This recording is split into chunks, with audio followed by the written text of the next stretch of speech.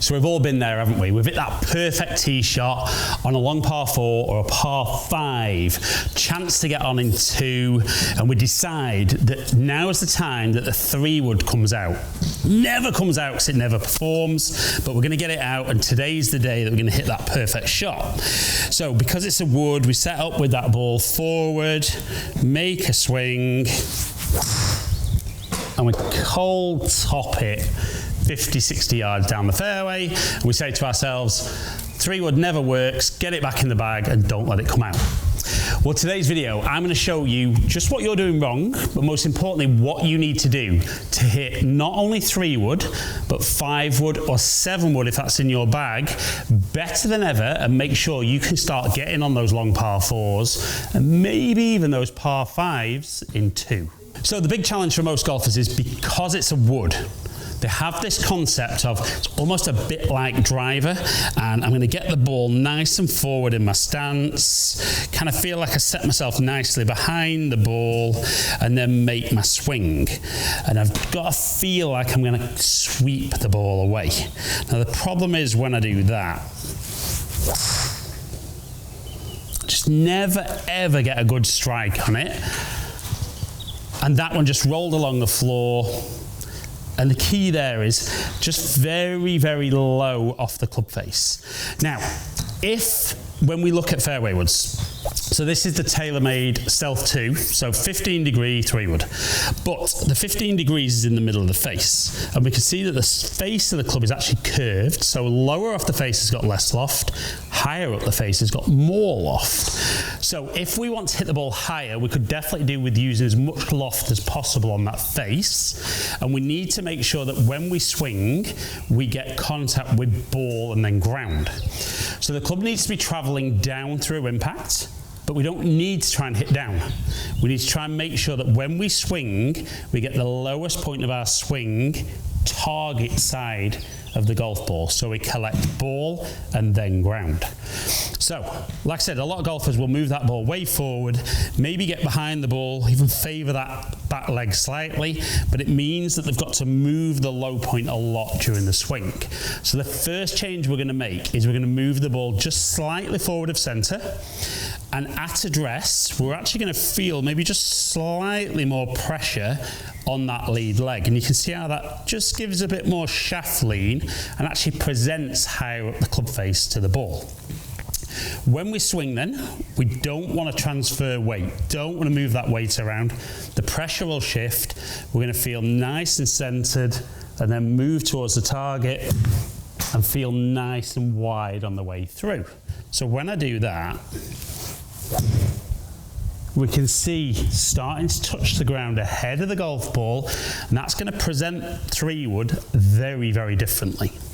So I'm going to set myself up, ball not as far forward, feel a little bit more left-sided, make that swing. And that felt lovely.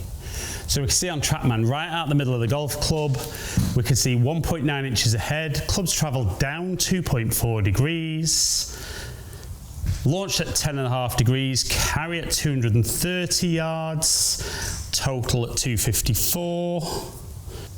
And we can see even on the fairway wood there, out the middle, higher up the face, adding a bit of loft. So when you practice, you could put tape or spray on the face, but when you play, you can't. But what's lovely with a lot of the modern fairway woods, the faces are very dark, so it really shows where that strike location is. And obviously, the more you get the club coming back that way, it's much easier to use high up the face. Now, let's just say you're technically delivering the club like me there, but maybe swing a lot slower than me. This is where potentially 3-wood, not having a lot of loft,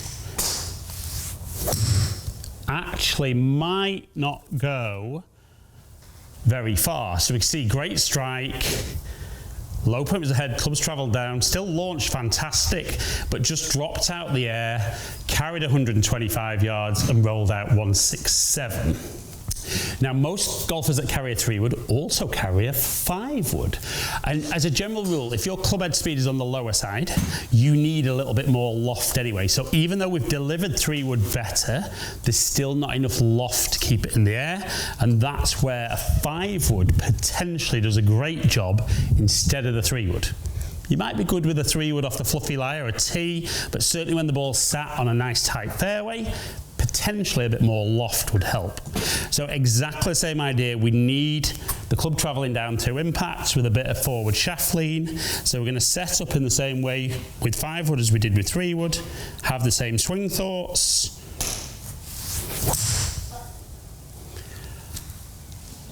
And even though that one was a little bit out the toe, we can see low point was ahead, clubs travelled down, launched a little bit higher, still gets out there beautifully at 216 and rolling out at 230. And what you'll generally see with golfers is that most golfers will actually end up hitting 5-wood further than they hit 3-wood because a little bit more loft on the club, a bit more backspin keeps it in the air. So even that slower swing,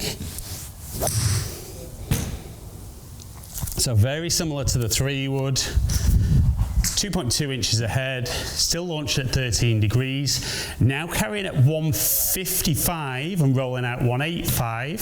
So if your club head speed is a touch on the slower side, don't be afraid of ditching that 3-wood, putting the 5-wood in the bag as the one that hits it the furthest, and just because it says 5, that's your 3-wood.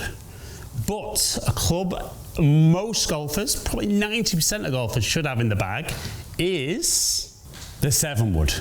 Now, I love 7-woods. We've got that nice long shaft to give you some club head speed. We've got lots of loft, maybe not lots of loft compared to what they were 10 years ago. 21 degrees. I could argue that 10 years ago that was a 5-wood, but 21 degrees on that 7-wood. As soon as golfers see loft on a club head, it's amazing how much easier they find it to get that shaft leaning forward and use the correct part of the club face. But again, you then treat that exactly the same, ball slightly forward of centre, a little bit of pressure towards the target. Don't move off the ball. Shift and nice and wide on the way through. And if you can do that with 7-wood,